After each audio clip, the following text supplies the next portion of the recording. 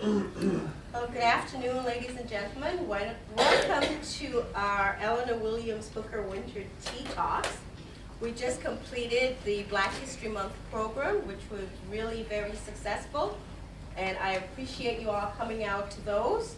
And now we're turning our lens on some local, for the month of March, we're turning our lens on some local writers and issues right here in New Hampshire, right here in our state. So it is with great pleasure today that I introduce you to an awesome author, a woman extraordinaire who has been so busy doing so many things and dedicated a huge part of her life to writing this book that she's going to introduce to us today.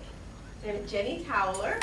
Jenny Towler is a lawyer by trade and author by design and passion, and she has traveled widely. You have a bio of her in your handout, so I'm not going to read that to you, but without much ado, I'm going to ask our author to come up today to give her talk, and I move the program over to her.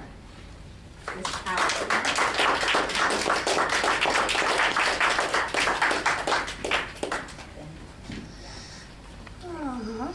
Okay.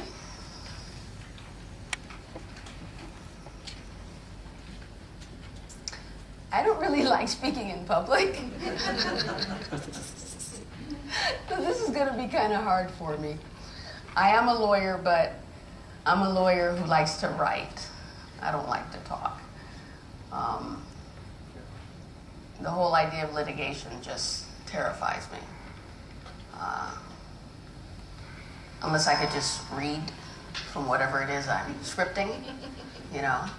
So I'm what you call a reluctant lawyer. And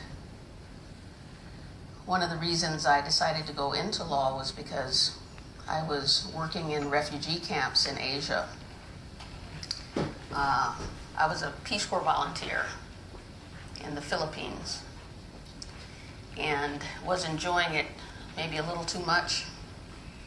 And after working with the Peace Corps, I worked in the refugee camps. The Laotians and Cambodians and Vietnamese were streaming over the border and coming over in boats, the boat people, into Asia, and they needed Americans to teach cultural orientation and ESL. And because I was a volunteer there, and I knew that there weren't very many Black Americans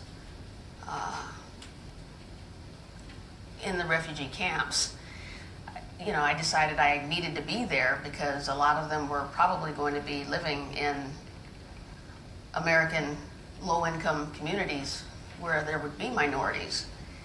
And without real contact with Black Americans, and they were going to be culturally acclimated by white Americans, which is good too, of course, but I knew I had to stay there longer to just be kind of an ambassador for my race, you might say. So I stayed there an extra couple of years, and I just, you know, I really liked it there, you know. I learned Cambodian and Cebuano and a little bit of Tagalog, and, you know, I love languages. But I just kind of saw myself living there, so I said, you know, I got to get back home, you know. What am I going to do? I'll go to law school.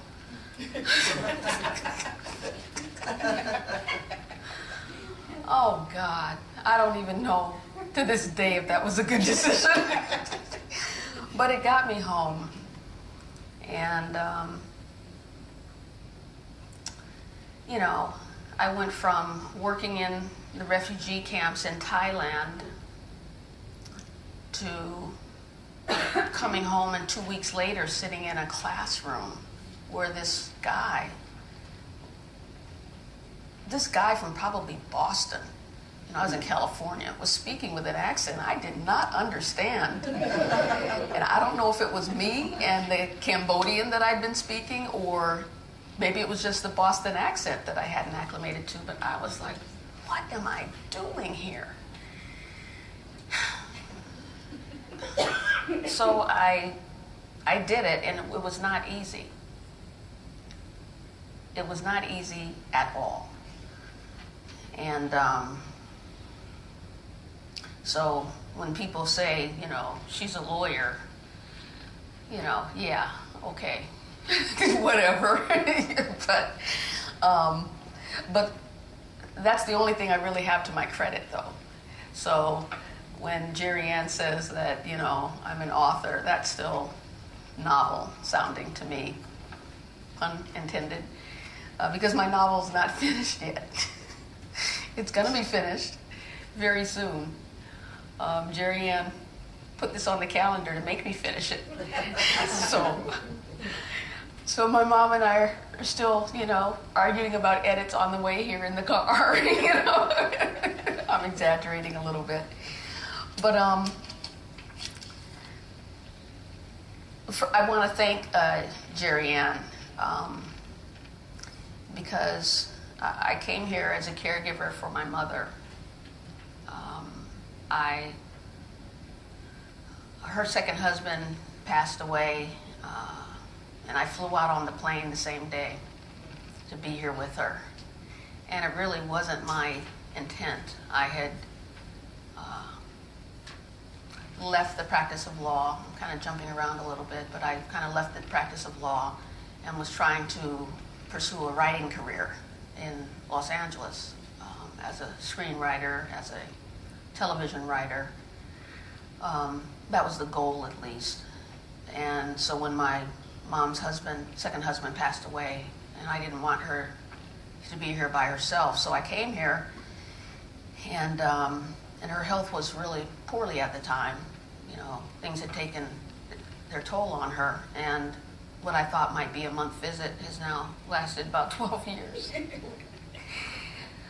Because I wanted to nurse her to health, and it so happens she's a very good editor, so I got something else out of it too.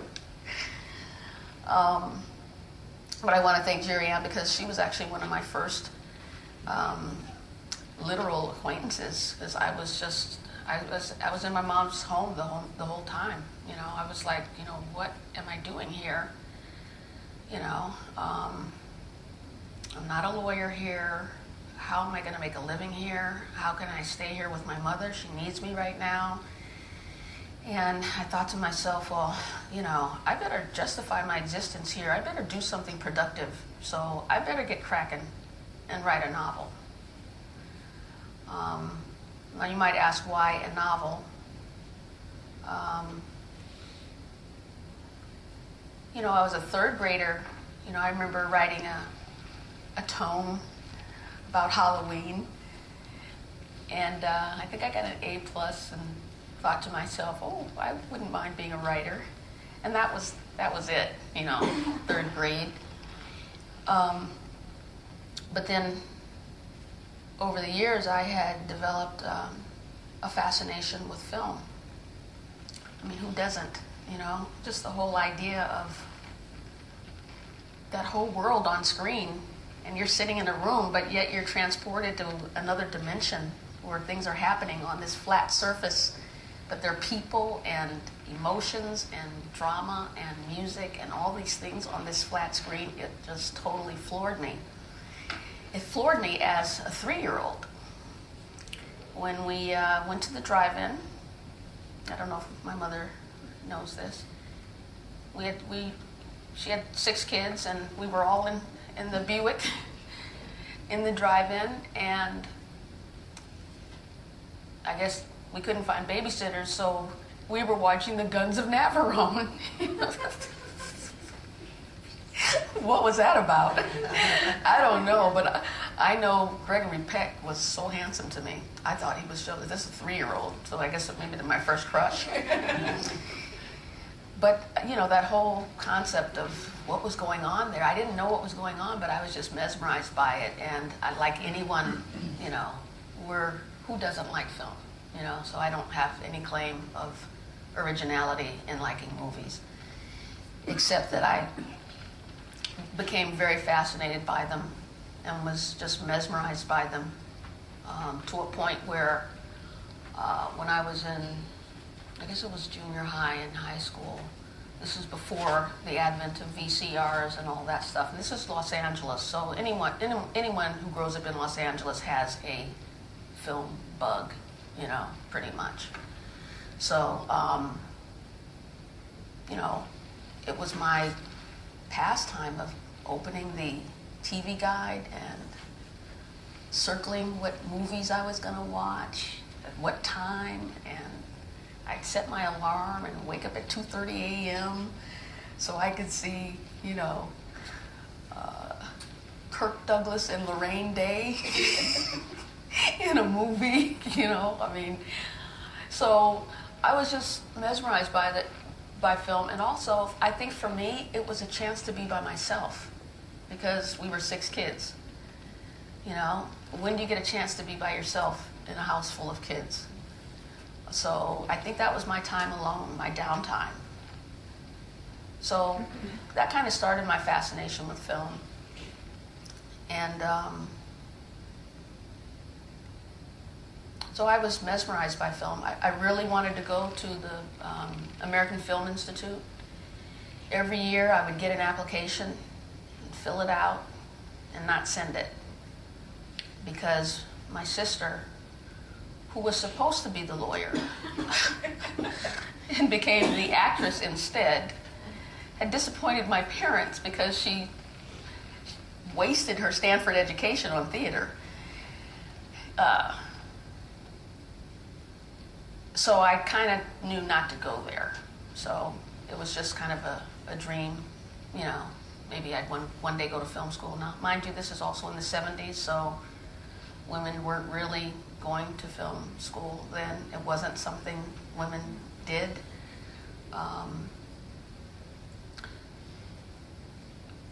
So I, you know, just kind of held on to that. Well, I can just continue to watch movies and be a student of film that way.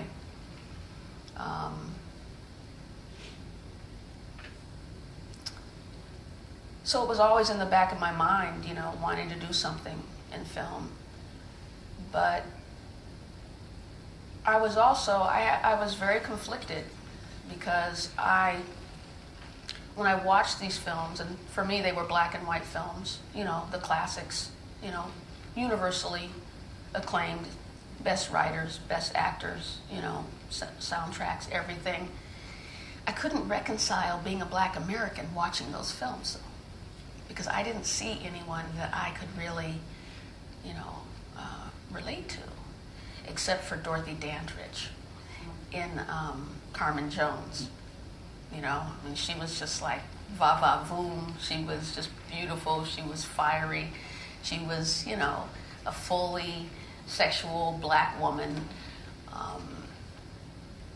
But I didn't really have role models, you know. And I also felt a tinge of sadness when I would watch these movies and then I would see a black person come on, you know,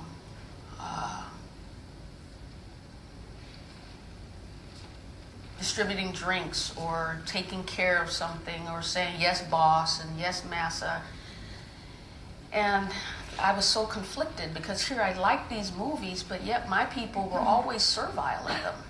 And it's like, what's up with that? You know?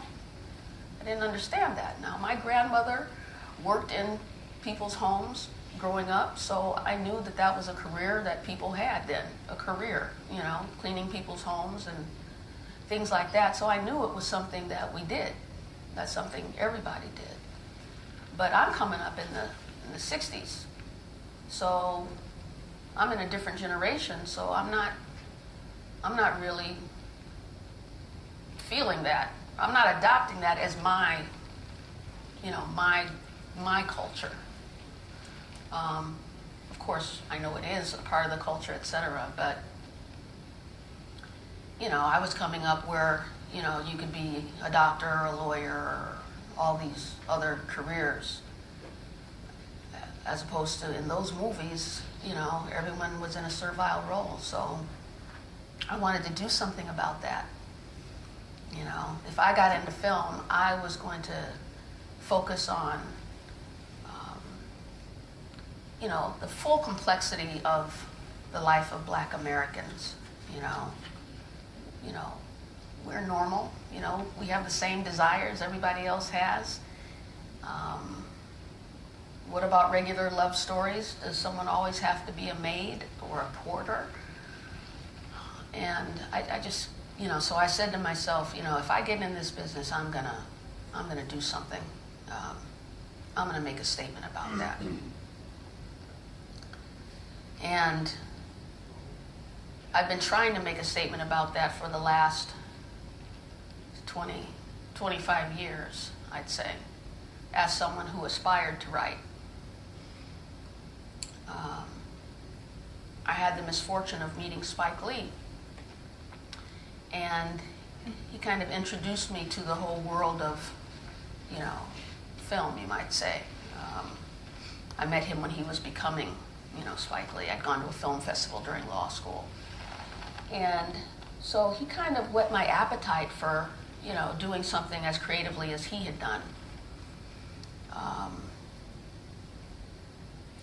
And I was in law school during the time, and, so here he was doing films, and here I was in law school, and he was, doing everything that no one thought was possible, that a Black man, a Black person could, really have his career in film. So I say misfortune because if I had not met him, I would have not had the experience that I've had in trying to pursue my life as a writer. Because the life of a writer, I have learned, is fraught with difficulty. And the life of a Black writer is really going to be fraught with difficulty if you're not telling the story that Hollywood wants to hear. So for the last 25 years, I have been trying to make my statement through my own writings. And you've seen them. You've seen them on film. You have seen them on television. You have seen them in a Broadway play. You've even seen them excerpts of this novel. And that's because when you try to get your work out there as a writer, and you have a different voice than someone's used to hearing, that voice of yours might just be lifted from your writing and plopped someplace else. So when I say misfortune of meeting Spike, it's because had I not met him, I wouldn't have known it was possible, and I wouldn't have tried. And I know they say, better to have tried or whatever. What is that saying? Or that's about love. For me, it's film, not love. Better to have tried and lost or something. Whatever. Yeah. Well, I wouldn't have had the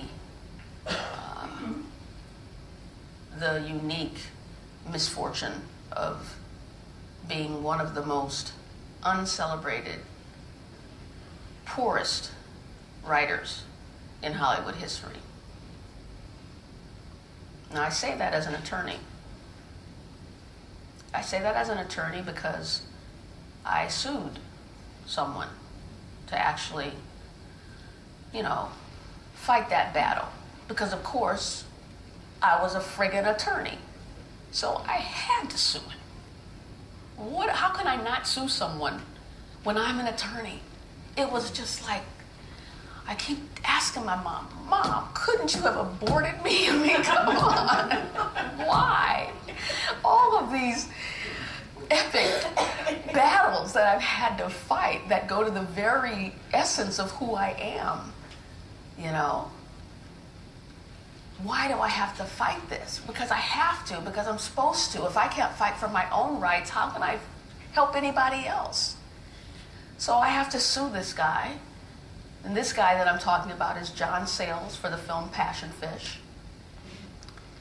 I had tried to write something that explored the friendship that I had with my neighbor, not my neighbor, my college roommate, who we ended up being neighbors. And she was white, I'm black, and it was just exploring the whole friendship concept between people of different races. And so I kind of fictionalized it and just wrote about it or whatever. And I submitted it for a writing competition with the Writers Guild of America, a screenwriting competition. You know, same thing here. I haven't finished the novel, but Jerry Ann pulls me here so I can finish it. It was the same thing with the screenplay. I was writing it, and then there was a deadline for the competition, so I said, okay, I better hurry up and finish it. So I did. And so I submitted it, and I remember the look on my mother's face when I was one of the fellowship recipients, because everybody knew I loved film, and you know, but here I wrote something and I actually beat out 800 other writers. And my mom was like, you know, she looked at me like, oh really? Oh, so this is for real? So I submitted it to the writing competition, and at the time, that was in the 1990s. They gave me like $4,000, and I used that to buy a computer, because I had typed my original screenplay on my mom's, what was that called? I don't know. No, it wasn't even that. It was like a Wang Bond. I mean, it was like a digital. It wasn't digital. It was like a Wang computer, you know, where you had to do symbols for everything. I don't. But I did it. So once I realized that, oh, maybe I do have some talent, you know, maybe I can get it out there. So I started sending it around. And I call myself, what is the book about Henrietta Lacks?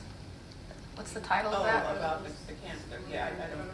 The Incredible Life of? Well, Yeah. well, okay.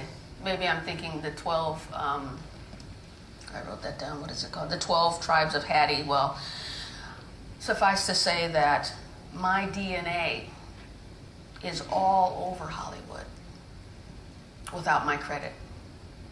You know, it's all over Hollywood.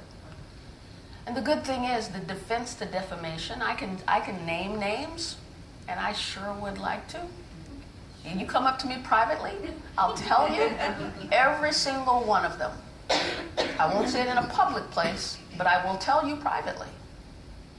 Because if I say it publicly, then I'm trying to damage someone's reputation and their financial advantage, and then I can be sued. Privately, I can tell you. But, so my DNA is everywhere. And it's taken me a long time to understand that in this country, that's thoroughly permissible. Because copyright is the right to copy.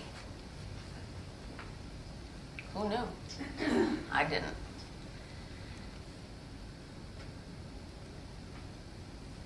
So, after I sued John Sayles for Passion Fish, I lost, by the way. And I learned a lot of lessons. I learned at what lengths people will go through to win. Manufacturing evidence. Anybody who knows American justice, only on screen does something happen at the day of trial where, oh, I just found this. That's not how it works. Because in England it can work that way. Our systems are totally different than in England. Here in the United States, everything is scripted. You need to know in advance who the witnesses are, what the evidence is. Everyone should have a chance to look at it and pore over it and depose. So everything's out there in the open, and then you just take that in front of the jury. Well, in my case, lo and behold, 6 months after starting a lawsuit, they came up with this diary that had all this information in it that talked about how he came up with the idea of the screenplay. And of course, it wasn't something he had. It was something that someone he knew had, you know? Which means, I guess I'm getting a little bit too legalistic, but you know, when you have hearsay, there are defenses to hearsay. When someone says something, how do I explain this without getting too,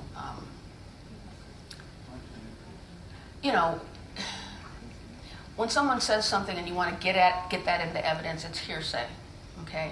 But there are certain parties that can actually, you know, you can put that in evidence because they're parties, and you'll be able to cross-examine them.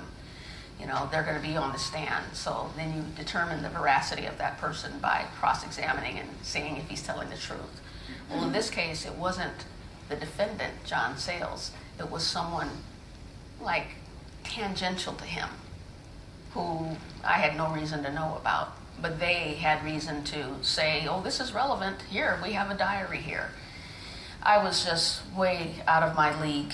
I'd come from the Justice Department where, you know, we're supposed to be the good guys and just put it out there and let the jury decide, and, you know, that's it. Just, you know, let the jury decide, and that's justice. Well, what I didn't know is, again, the lengths that people go through when there's money and reputation at stake. So I did lose, but I had a Pyrrhic victory, though, because in the state where I sued, which was Virginia, I was, again, working for the Justice Department at the time, and I was living in Virginia, and I was able to show that even though he was in New Jersey and the Hollywood people were in Hollywood, that I had a right to bring the case in Virginia because the film was ubiquitous. He had been nominated for an Academy Award for Best Original Screenplay, you know, for the very script that I got the kudos for, you know, for what I had written. But he changed it enough that it was different, you know. So I understood. I understood why I lost. No, that's not true. I did not lose the right way, you know. It was taken away from the jury. And after I presented my case, basically the judge said, okay, you're out of here. So the jury didn't get a chance to decide. And that's unprecedented, especially when you have expert witnesses that say, yes, 100% of her work was taken. I had an expert, a film expert, who testified. So even to this day, a law review article 6-7 years after the case discussed that case, saying, what happened? How could that have happened? You know? But, so when I say I had a Pyrrhic victory, after I lost in the state of Virginia, when you lose, you pay. Because basically, when you sue somebody, you're forcing them to get lawyers, you're forcing them to spend a lot of money, and if you lose, you've got to pay for their costs. And that's how it is in Virginia. But I made my case. I was fighting for dear life because they had a bill of like $750,000. And I was a government attorney. Where was I going to get that kind of money from? So I just laid it all out there, and he was not awarded attorney's fees. What that also means is it had to come out of his pocket because his insurer didn't have to pay for it. So I won, but I lost. You know, ironically, he could have bought the friggin' screenplay for $2 and said, hey, why don't you watch us on the set, you know? I would have been more than content to do that, you know? But that's the hubris of Hollywood. They have to be the ones, they have to be the geniuses. They have to be the ones who get the credit. I knew a guy in Hollywood whose brother whose brother was the writer for Total Recall or a couple of those movies. I forgot what his name was. And this friend was the, he thought of the idea for a movie called Moon Over Parador. And ironically, Moon Over Parador was with Richard Dreyfuss, like a Banana Republic film that I actually saw filmed in Brazil when I was there. I was in Brazil after law school and was hanging out, and the movie was coming to town, and everyone kept asking me if I was from Hollywood. And I was like, what? No. And that's because everyone from Hollywood was coming to town in that little village where I was. And so they were filming Moon Over Parador, and so I met Richard Dreyfuss and Raul Julia. Raul Julia was just so lovely. He was actually interested in what I was doing there. Okay, yeah. He was interested in what I was doing there, and so when I met this other guy here in the United States who said, that was my idea. I sold the rights to Paul Mazursky for that film. And then I said, and he said, but he didn't give me any credit. And I said, why? And he said, because he said he should have thought of that. Whoa. And that to me is the Hollywood mentality. They are the kings of creativity. So they like people to believe. The kings of creativity are in New Hampshire. They're in Maine. They're in Virginia. They're in Minnesota. They're in New York. They're everywhere. But don't tell them that in Hollywood. It has to come from them. So I say, okay, I'm through with this film stuff. I'll try to get into television. So I had somewhat of an entree because my screenplay had won an award. So I said, well, let me try to write television. So I find an agent, and she tries to get me on one show, one only, again, unprecedented. I signed with their firm, with the agency, to get on one show only. Not that I'm going to be a writer for various shows, but one show only. And I'll tell you what that show was. It was The West Wing. I'd never seen The West Wing. I wasn't into television. But it so happened that I could, in Los Angeles, at least at the time, they had one of these marathons. So I was actually able to watch like a stream of like 6 or 7 episodes to get a feel for what it was about. So I was asked to write a pilot script for The West Wing, which I did. Now, being a novice to Hollywood, I did not know. Usually, when they ask you to write a spec script, you don't, a spec script, not a pilot spec, a spec script, you're not supposed to give the spec script for the show that you want to be on. You give them a spec script of a different show. So little did I know, I was being set up even then. So I wrote my spec script, literally months later, because of how the West Wing works. I see my work on the West Wing. And I'm like, come on, how could this be? I'm like, okay, well, I guess he got some ideas from me, you know? And I'm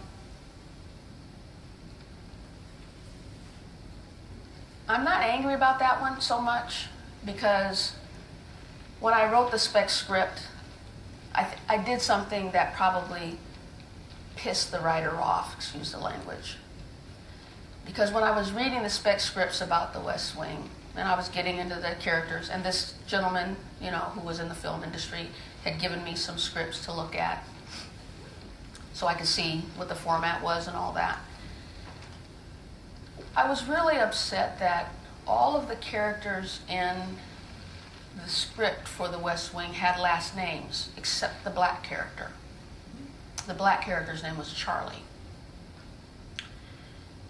And I'm like, and he was so crucial to the plot. He was the president's right-hand president's secretary, who did all the work for the president, the front man for the secretary, the scheduler.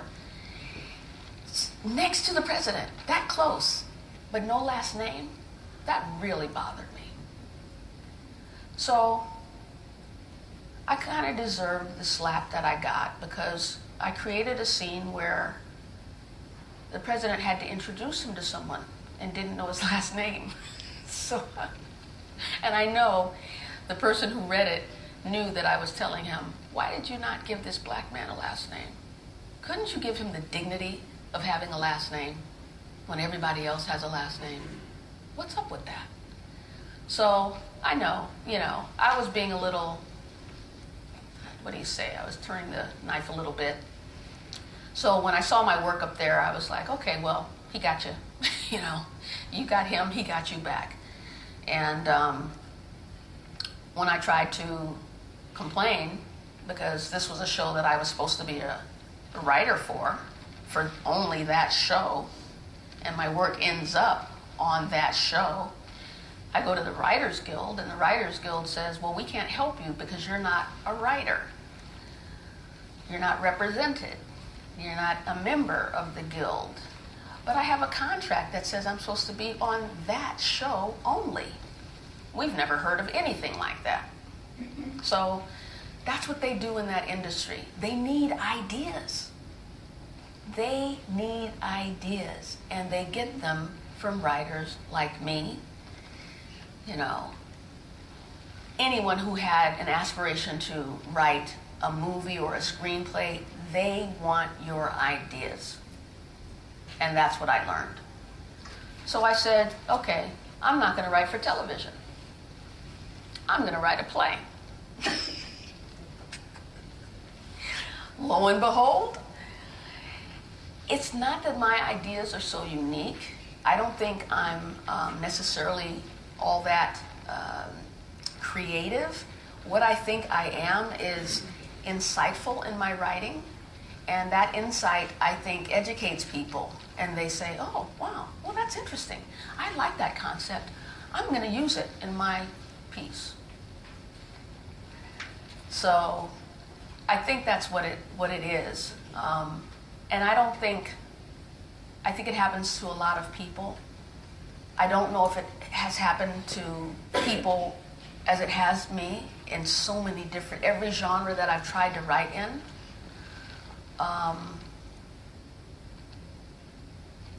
So a play, so I had written a play about a donut shop in Los Angeles owned by a Cambodian couple. Now, I learned Cambodian while working in the refugee camps. Not fluently, mind you. I learned refugee Cambodian, which means I could talk concepts, ideas, hurt, pain, how many people died in your household, what did they do to you during the Pol Pot regime. I wouldn't be able to say, like, I'm going to take this paper and take it to the table, and then I'm going to take my shoes off and read. I could say half of that maybe, but I don't have the vocabulary for that, so I'm not pretending to be a linguist.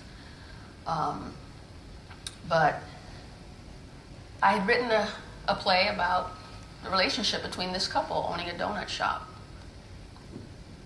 And I'll let you do the research about donut stores on Broadway, and you can figure out what that play was. So after that play, I thought, oh my God, okay, I'll write a novel. And part of why this novel has taken so long is because I'm not a novelist. I mean, it's hard to write a novel. And I'm saying it because it's the most difficult thing I've ever done. It's not something that I'm geared towards, as my mother will tell you. You are now. I am now, but it's been the most difficult thing I've ever done. And again, it's a curse. I've got to do it, So I've been working on this for some time. And part of the reason is because I have something to say. I have something to say. And what I've learned is, through various people who have taught me along this journey, is that you have to say what you want to say, but you have to make it interesting. And I hope that I've done that. I'm not really even sure. I hope I have. I'm going to read a passage so you can decide. Just keep it to yourself. Keep your answer. Yeah, no, just whatever you have, whatever opinion you have. But one of my neighbors, I don't think she's here. It's too bad because I really have to thank her for it. One of my neighbors is there, but it's not her. She's my good friend. But one of my neighbors who knew that I was really trying to write something, she's an American who grew up in England. And, you know, I don't know her. Her role in my life is just really bizarre, I'm going to be honest with you. Because she gave me this book called 20 Master Plots and How to Build Them. And this book's premise is nothing's new. It's all here. There are 20 types of stories that are told. And once you figure out which one you're telling, that's what you do. Or else you're writing propaganda. Well, guess who's writing propaganda? Me. That's why it's been so difficult. Because I am writing propaganda. I have a statement. I have something I want to say.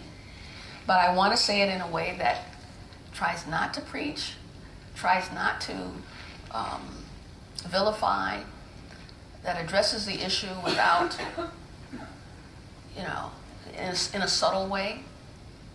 And that's hard to do because I know what I want my conclusion to be because of the statement I want to make. So here I am. I'm not a novelist, you know. There is a novelist in the room, Phyllis Ring. And I read her book recently. She's a novelist. Okay? She's been doing this for some time. You know, she teaches English. She teaches, you know, editing. I watch movies. You know, sure, I like to read, but not to the degree as my mother, you know. I know good literature, and I only like to read it, but I don't rush to anything in print like my mother might, and other people who are really fixated, you know, with literature. I'm just not one of those people, you know. So, you know, I don't come from that literary background, and I know that, and I have to try to sculpt my voice with all of these languages that I speak that have made English my second language. So, you know, again, the desire I have to make this propaganda statement is very, it's a labor of love, but it's also hell. So, so I guess I could talk a little bit more about the novel. Read it? Okay, so enough of me. Well, okay, I'll read a section. But what I will say is that I didn't want to write a biography, an autobiography. I didn't want the character to be a lawyer because nobody likes lawyers, you know. How can she be really sympathetic? I wanted a black female character, but the minute she's a lawyer, there are just too many stereotypes and things you have to buck, you know. When I write, I would say what I like about writing is the dialogue. That's when you write teleplays and screenplays and plays, that's dialogue, you know. There's not a lot of descriptions, you know. Wait, there are not many descriptions. So when for me, words are music to me. You know, my mother's a musician, you know, I mean, a first-class musician, you know, a classical pianist, and I'm the worst student she's ever had, but I have an ear for music. I just don't have the dexterity, nor the time, or the patience. But when I write, I hear sounds. I hear rhythms. I hear pauses. It's just music for me, which is also how I can hear my voice in other people's work. You know your rhythms. You know how you write. You know how you know your DNA of how you communicate. And I do think that everyone here is an individual. Yes, we all speak a language, but we're all individuals. So it's been very difficult taking what I hear and putting it on paper. It was very easy to do the research. I had a professor from Florida who, dealt with my questions. She was very, very patient. And I went down to Louisiana and I talked to people. I don't purport to capture Louisiana, the South. That's not my endeavor. There's so many better writers who can do that. I'm not writing a folksy piece about the wonderful people of Nachity. I'm writing about a professor, a northerner in the South. A professor who is, book smart, but obviously has a lot to learn about people also. So conveying that on paper has been very, very difficult. And probably because I don't read as much as I should. The law, again, has ruined my life in that respect, because when I read something, I have to piece it apart and tear it apart. I can't read just to relax. If I read to relax, boy, that writer better be good. He better be good, because I need to be transported somewhere. Otherwise, I'm like taking a judicial opinion and studying it. So that's been my difficulty. And I wanted my mother to talk a little bit about the editing process and how terribly difficult it has been for me. She's, worth her weight, in gold. I mean, I can't even, the patience that she's had working with me, only a mother could do that, honestly. But did you want to say not too many defamatory things, Not that you would, but you want to talk a little bit about that? I'll just say a couple words. Okay. Yeah. Do you want to stand up? First of all, the first time that I really believed that Jenny's work had been stolen,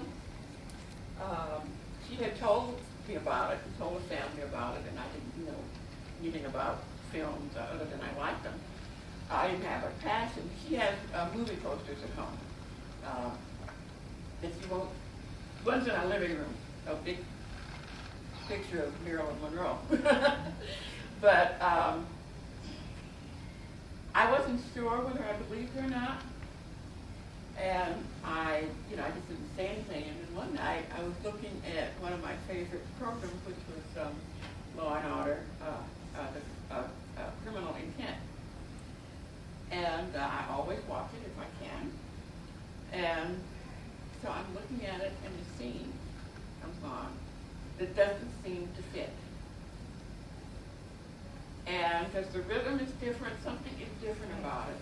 And then I remember that Jenny had been to New York, had met with, I don't know if she was a lawyer or not, but she was a lawyer, and she was the understudy for the female lead in that program.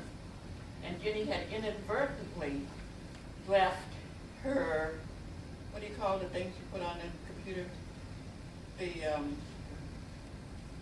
The drive, the I don't know if it was that, Mom. Oh. I don't know that I left anything. Oh, okay. She But might you could talk to her. Yeah, I mean, yeah. Yeah.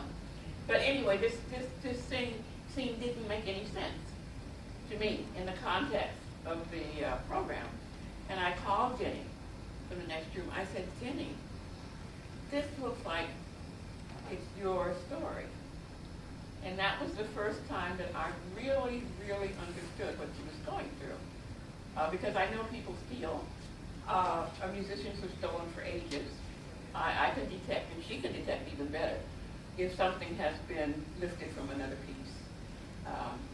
But anyway, when I said I would help her edit, or I would edit it, do the first editing, I thought I knew how to edit. Just as she thought she knew how to. Right. Just like I thought I knew how to write. Because I have had, like, 35 years experience in academic editing, and in business editing, and in editing jury journal articles, and big sections of the UNH catalog, and big sections of the catalog at the university that I worked before. And we have a business with resumes and grants and all of that, so I thought I knew how to edit. But editing fiction is an entirely different ballgame, because you have to deal with the setting, the characters. Is there a backstory that makes sense? You have to follow the arc of the story. And did you say something here and contradict it somewhere else?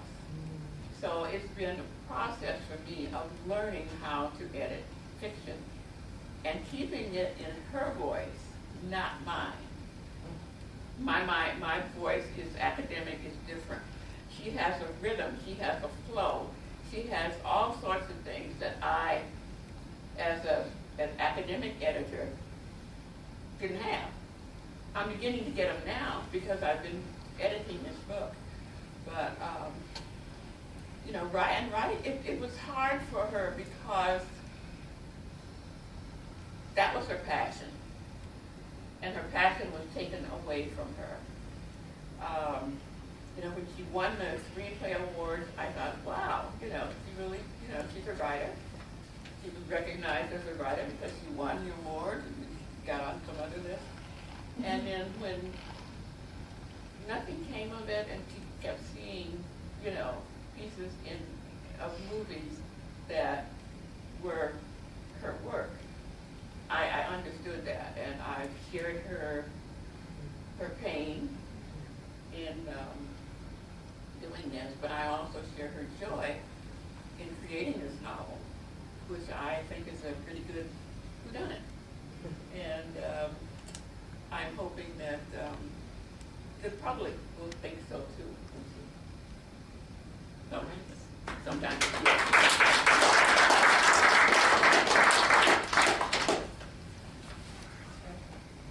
Questions or answers? Sure. So, not to be pushy, do you think you have a published date?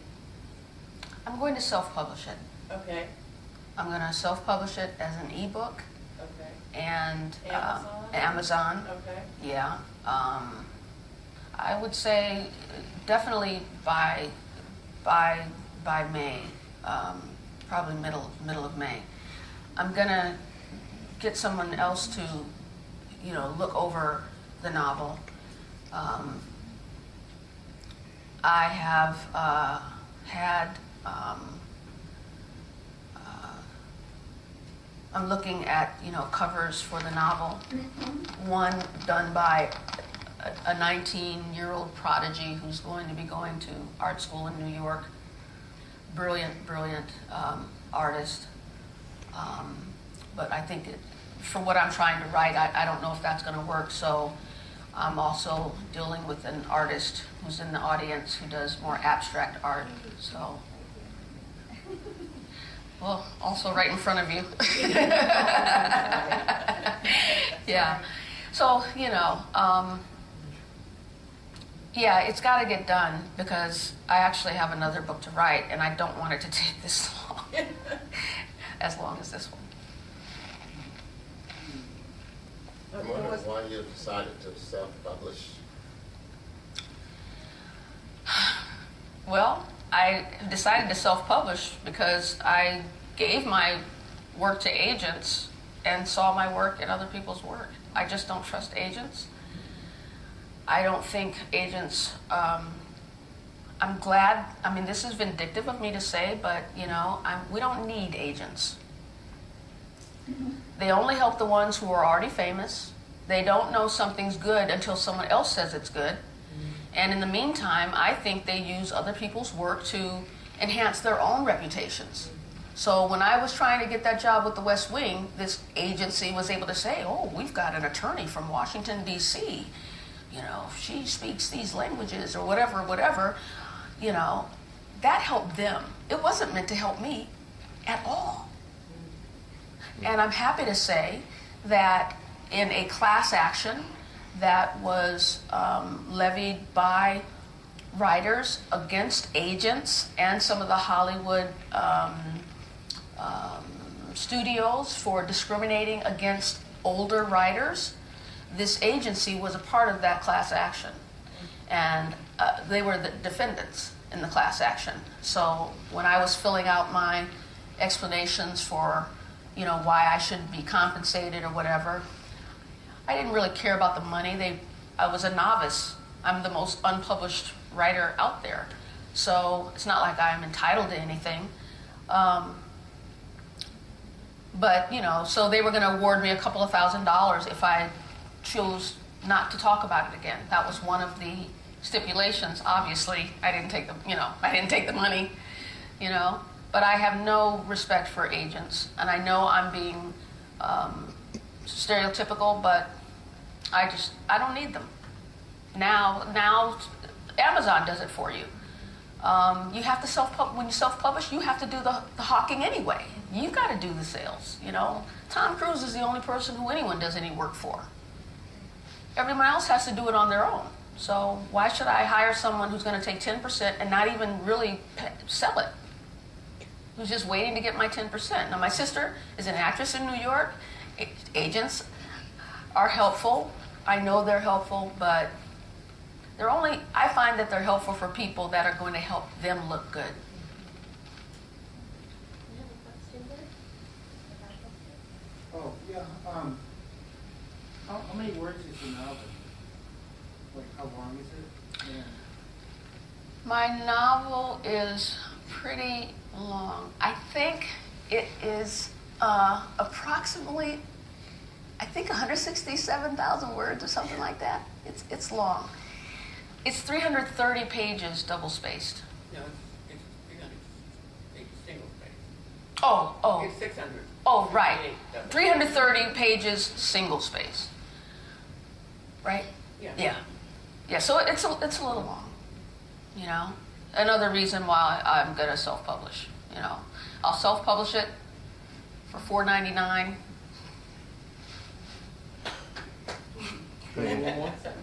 There was a question back here first, and then me. How long did it take you to write? You really want to know? That's so mean. No. Well, when my mother's husband passed away, that was 1991. That was 2001. I'm sorry, 2001. It's taken me 12 years. Nate? Yeah. So, listening to your novel, there's so many things in it that I think you should be proud of. Speaking as a person who really enjoys film, I think you write in a photographic way with your quality of description, and that was awesome. Thank you. And I think the dialogue that you crafted has got a lot going on. It's pretty complex. And I think the character, the protagonist that you have, I enjoy her a lot. Just to hear you sing some of your own praises, what are you most proud of about the work? Not only just the vignette that you gave us, but just maybe the arc of the book, or like, does it present something that you really wanted to bring alive, or like, what are you most proud of in what you've produced? Mom, can you answer that? Well, I think Jenny is most proud of the fact that she finally got that, you know, like the Delaney sisters, having our say. She got to have her say. She couldn't do it through movies, she couldn't do it through plays or screenplays or television, but she is having her say through the book. And I that's what I'm most proud of, anyway. I think, I think that's actually what it is. I I get to say what I want to say. And I've had critics along the way who've helped me. One, Richard Lewis, who isn't here, who I say is 6 degrees of Kevin Bacon, except for black history, especially in entertainment. He knows someone, a black, she's not, well, I don't know if she's an agent anymore, but she's a consultant now, Marie Brown, who's like the doyenne of black, literature. And she read my book, or had someone read the book, and she critiqued it. And what she told me was the dialogue, was good and enveloping, but that I was cheating the writer, cheating the reader, because I wasn't doing a good enough job giving the backstory of the characters that would make them potential suspects. So that was really crucial for me, and it's taken me 7 years to develop that. So, but I think my mother's right. I get to say what I want to say, and it'll be my words, because we fight over them, but, it's definitely my story. She just helps me with the grammar and things that, or she's got a really good eye for questioning, was the cup in the left hand or was it in the right hand? That kind of stuff. So I think literally I get to say what I want to say. So you must have written several items if several people have copied your stuff, as you say. So was it more than one movie, screenplay, or more than one TV show? Yeah. Okay. And when I took count, I would say that I can point to 37 instances of my work. Was it mainly TV or for film or? Only one play,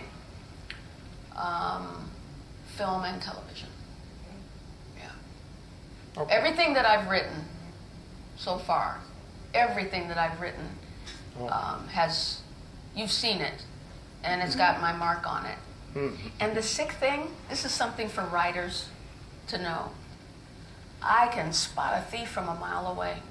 All I have to do is read the article about them, and I can tell you whether or not that person stole. Mm-hmm. And I'll tell you why. Because when someone steals something and gets accolades, they're not satisfied. There's something that, here they're getting accolades, they're being interviewed in the newspapers, but there's this bitterness somewhere in their dialogue. And I know, when I hear that, I think, and sure enough, down the road, so-and-so's getting sued, so-and-so's getting sued, because they know, deep down inside, it's not just their work, it's someone else's work. And what's even worse, and this is what's very painful, they steal so gleefully. Just like I was talking to the writer in the West Wing by saying, hey dude, can you give the black guy a last name? Okay? In one thing that I had written, I'm in a secondhand store, a bookstore, or like Goodwill or something, and I pick up one of my favorite authors, okay, related to the agent that I did give my work to. Remember, I've had this for a long time. I pick up that work and I'm reading it, oh, I'm going to learn something. And I hear my voice, and I actually hear this author saying, you made a mistake here. This is what you should have done. I find that a lot of people who steal, they do it because they can do a better job. So they want to show you they can do that better job. So there's this dialogue going on. They don't know that I'm going to hear it though, because they think they're not going to be discovered. But that's what's so crazy about the universe. Everything gets found out. And that's why I don't go to movies anymore. I mean, sad, I don't watch movies, I don't watch anything except Mad Men. But it's like they talk back.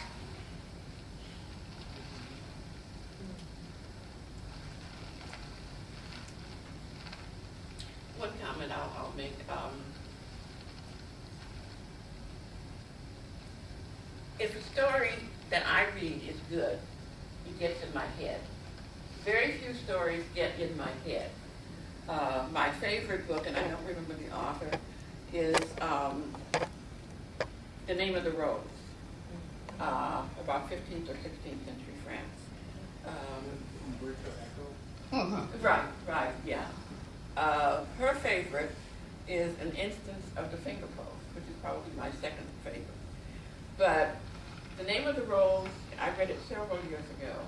It got into my head. It is still in my head. The setting was so well described that I can still see them walking up the mountain to the monastery. I can see them in the monastery with the gargoyles and so forth. And to me, that's one thing that sets off a good novel. Another thing for me is I like to find, I don't read too many mysteries, but because most of them are boring, and I don't care what happens, and I don't care who was killed or whatever. But the ones that I do, I always am excited if I find out who it was before it's revealed, a little bit before it's revealed. And that's one of the things that is a hallmark of a good mystery for me, you know, because I want to be picking up on the clues all the way through, and then when I discover it, and it's like 3 pages before the discovery, I think that's great. I just wanted to mention one last thing. I don't know what the time is, you know, but one thing that really bothers me in the same way that when I talked about watching, you know, classic movies and seeing blacks in servile positions, and, you know, I understand, you know, everyone wants to be an actor. And my sister has had to turn down parts. You know, she's classically trained in Shakespeare, but the jobs that they want her to play are maids and mammies, and, you know, that's just the way it is. But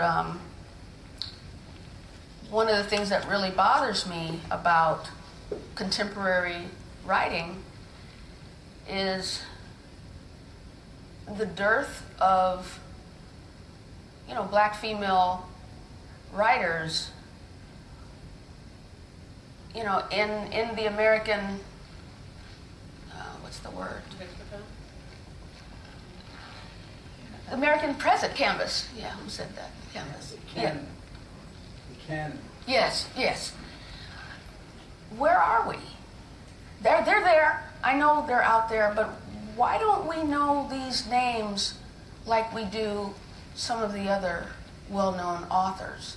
And why is it that we're publishing a lot of black books, but they're not literature? I did a search online. I just put in urban fiction on Bing, and some of the names that were used to describe urban books, urban fiction, street fiction, hip-hop fiction. It's a blackthing.com, ghetto literature, urban ghetto history, urban fiction books, urban ghetto baby names. Oh, that's something different. Okay. Urban fiction guide, ghetto stories. I'm glad that people are creative and they're writing, but they're getting published. And writers like me aren't. We're just getting stolen from. What's up with that? Why can't my voice be heard and be credited or discredited? I'll take my lumps, but why can't I get a publisher? I'm not going to look anymore. I don't even care, you know? But I'm just saying, the people, the companies, the publishing companies, there's a boom in black writing, but it leaves a lot to be desired.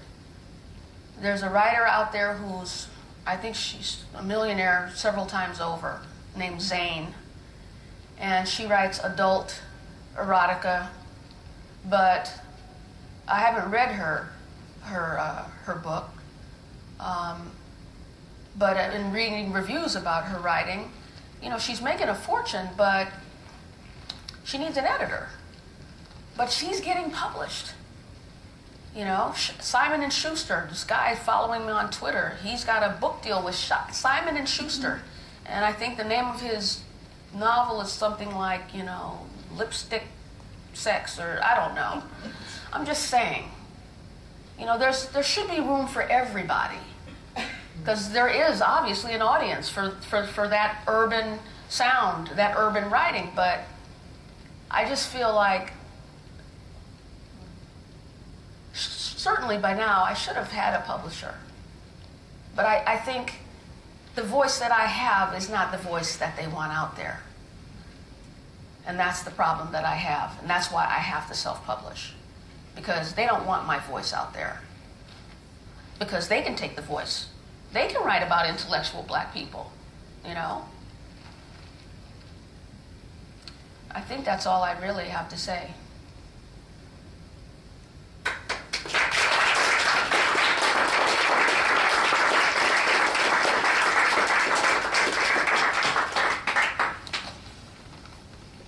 I want to thank you for sharing your work and your words with us today.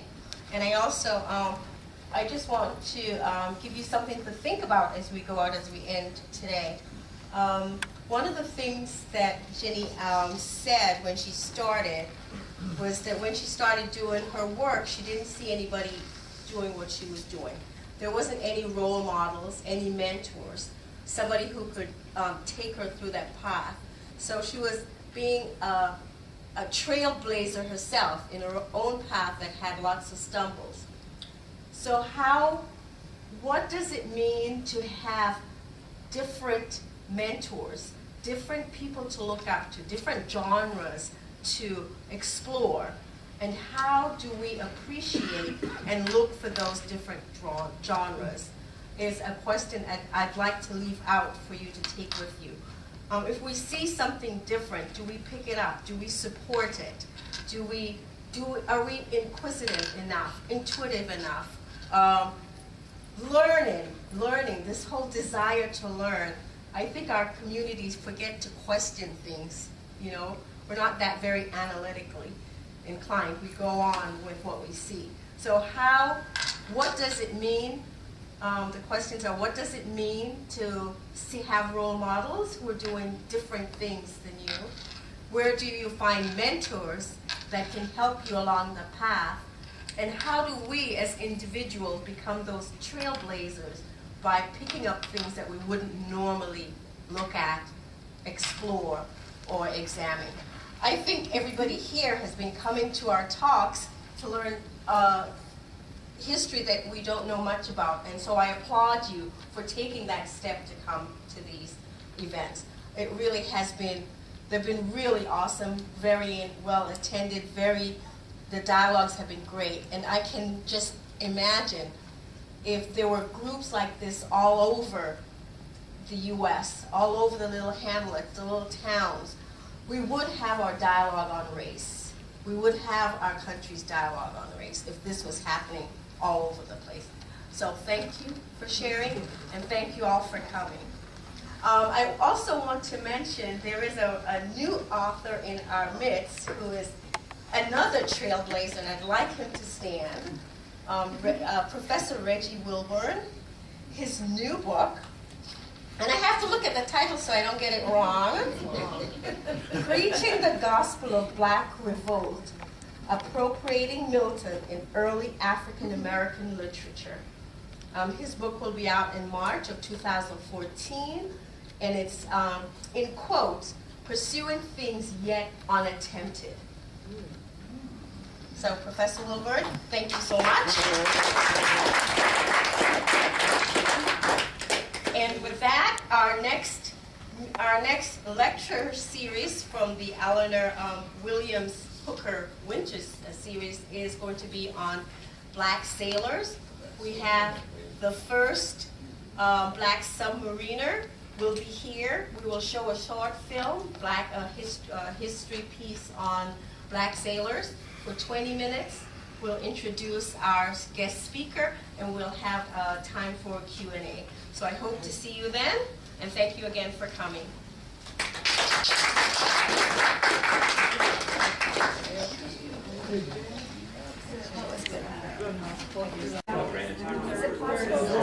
Oh,